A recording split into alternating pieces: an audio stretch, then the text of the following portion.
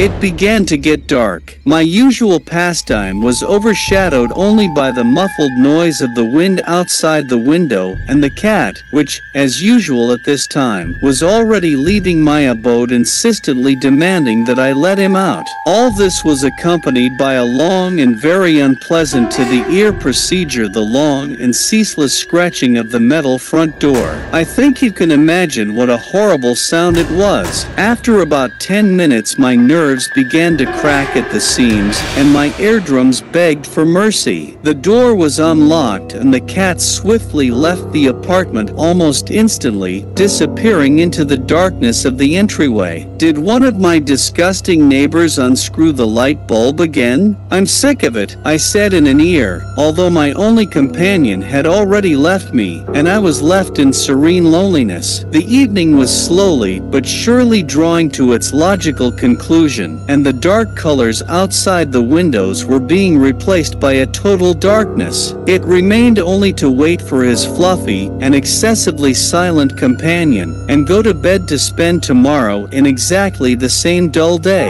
Having surrendered to the waiting without noticing it myself, I began slowly to sink into sleep, but as it seemed to me rather quickly was awakened by the painfully familiar sounds, claws plus the metal of the door, but no longer from the inside of the door. I did not want to get up, and was it worth it? I fell asleep. I woke up from the same painfully disgusting sound. I hope you can guess what it was. I was in a deep sleep, and I was in a deep sleep, and I was in a deep sleep, and I was in a deep sleep. I went to the kitchen with this disgusting accompaniment and poured myself some warm tea, which I wanted to drink just before I fell asleep. At a leisurely pace, I headed for the front door, diluting the awful scraping sound with the shuffling of my slippers. As usual, I opened the door slightly without even looking in its direction, but this time it wasn't like that. I did not see the small dark silhouette flickering out of the darkness of the entryway, nor did I hear the familiar meow from my interlocutor. A hand was sticking out of the narrow doorway of the door I had not closed, holding a piece of meat with the so familiar fur, and the grinding continued unceasingly. The mug slipped instantly onto the floor, pouring over the already cold tea.